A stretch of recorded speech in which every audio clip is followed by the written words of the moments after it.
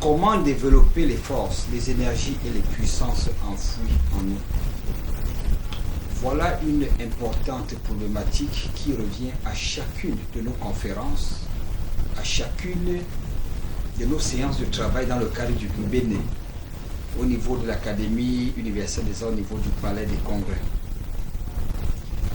Ce souci est parfois compréhensible, parce qu'il suffit qu'un jeune lise un bouquin d'un auteur ésotérique qui a mis en exergue un certain nombre d'éléments. Et très rapidement, ils ne mettent pas long feu parce qu'au bout de 5-6 ans, ils se découragent, ils ne finissent même pas un cycle qui dure 7 ans. Pour toucher le volet des énergies, des forces et des puissances enfouies en nous, il faut commencer par étudier l'homme. La connaissance de l'homme est le premier pouvoir qui pourra vous permettre de faire n'importe quel genre de transformation personnelle. Je m'explique. Quelle est la structure de l'homme? Quels sont les corps qui composent l'homme? Il existe combien de plans? Tout dépend de l'école à laquelle vous appartenez. Chaque école traite ces questions sur la base de son éthique, de sa philosophie et d'un certain nombre de paramètres. Il n'y a qu'en Afrique aujourd'hui où vous voyez un jeune qui ne sait même plus dans quelle école il appartient. Mais nous voulons ici rentrer à l'école africaine, étudier l'homme suivant nos propres paradigmes. Je l'ai dit dans la vidéo précédente que les Asiatiques ont mis un accent sur le développement de la ressource humaine. Et très rapidement, on a cru que c'était la performance des universités. Je ne dis pas non. Mais nos universités aussi ont commencé comme les universités asiatiques. Mais la différence ici, déjà, ils ont commencé par développer l'homme intérieur. L'homme intérieur, en fait, celui en qui repose tout le potentiel, je veux dire par là les énergies, les forces et les puissances. Il a appris à les connaître et par le processus graduel d'initiation, à travers les pratiques de méditation, de concentration et de contemplation, combinées aux exercices physiques, il est arrivé à s'auto-réaliser et il a pris en main les différents segments de l'économie de son pays et aujourd'hui il parle fort à travers le monde parce qu'ils ont l'outil nécessaire. Si l'Africain est resté à la traîne, comme je l'ai dit tantôt, c'est parce qu'à chacune de nos contre-performances, de nos manquements, de nos échecs, il faut trouver un bouc émissaire. C'est vite fait, c'est l'occidental, c'est le colonialiste, c'est l'impérialiste. C'est nous. Les autres ont pris le temps de se bâtir à l'intérieur pour arriver à des résultats. Et ici, je voudrais bel et bien convoquer les sciences spirituelles, plus particulièrement le secteur de l'architecture intérieure.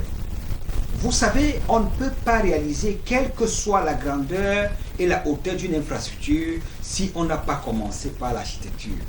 Ça veut dire si on n'a pas commencé par dessiner, si on n'a pas commencé par une certaine visualisation. Alors aujourd'hui, quand les gens se lancent dans des projets pharaoniques d'un point de vue spirituel, est-ce qu'ils ont commencé par architecturer leur projet? Il faut faire appel à la discipline de l'architecture dans ses différents contours. Il ne saurait en être différent, en être autrement pour ce qui concerne les sciences spirituelles. Ce sont les mêmes processus. Donc il faut tout d'abord commencer par architecturer, par dessiner l'homme intérieur, le projeter sur les différents plans. Je pense qu'aujourd'hui, avec l'ordinateur, parfois on conçoit des voitures, on essaie de les animer avec des programmes, on les met dans le plan virtuel avant de les ramener au plan physique. C'est exactement la même démarche. Mais pour le commun du mortel, j'en ai discuté avec quelques érudits spirituels pour qui l'architecture intérieure n'avait pas de place. J'ai dit, mais non, l'architecture intérieure est le préalable. Les jeunes avec qui j'ai travaillé, qui sont en train de fournir leurs armes dans différents domaines, ont commencé par là. Et ils réussissent avec un tel doigté que vous ne pouvez pas imaginer. il est difficile de réaliser qu'est-ce qu'exploit que ce soit dans le monde si on ne démarre pas par l'architecture. Il faut dessiner et projeter dans son plan virtuel, l'animer avant de passer à la réalisation. Or, si aujourd'hui les sciences architecturales ne sont pas au cœur des différentes priorités, il est difficile d'arriver à quelque exploit que ce soit. La science spirituelle répond au même principe, la loi de cause à effet. L'architecture intérieure voudrait que nous commençons déjà, après avoir étudié, après la connaissance de l'homme, que l'on commence déjà à se dessiner et à se projeter dans les différents repères et les différents plans qui existent dans la création tout entière. C'est un peu comme un voyageur qui voudrait se déplacer. S'il n'a pas de destination, il ne saurait être un voyageur. Il faut bel et bien la destination. Donc l'architecture intérieure voudrait qu'on prenne le temps de faire tout ce travail intérieur et qui généralement se fait en marge, bien entendu, de l'agitation habituelle. Il faut se retirer, il faut créer le silence en soi, il faut se concentrer sur des objectifs globaux et spécifiques, avoir tout le canevas de manière à avoir toute la lisibilité.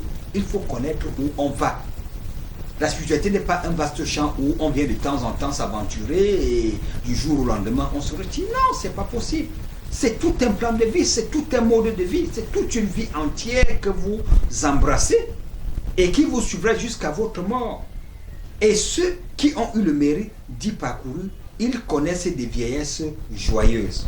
Mais ceux qui n'ont pas eu l'occasion de s'y aventurer sont en train de piaffer au soir de leur vie parce qu'ils découvrent tout le potentiel qu'il avait devant lui à transformer et qu'il n'a rien fait.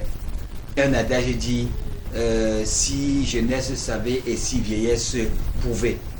Les mêmes paradigmes viennent se retrouver dans notre culture. La culture africaine nous donne tous les outils nécessaires pour pouvoir commencer à développer notre propre capital humain. Mais ici, il faut aller un peu plus loin que l'école ordinaire pour prendre la base initiatique. Et vous connaissez tous dans nos cultures la place qu'occupent les contes. Le soir au village, le soir autour du feu.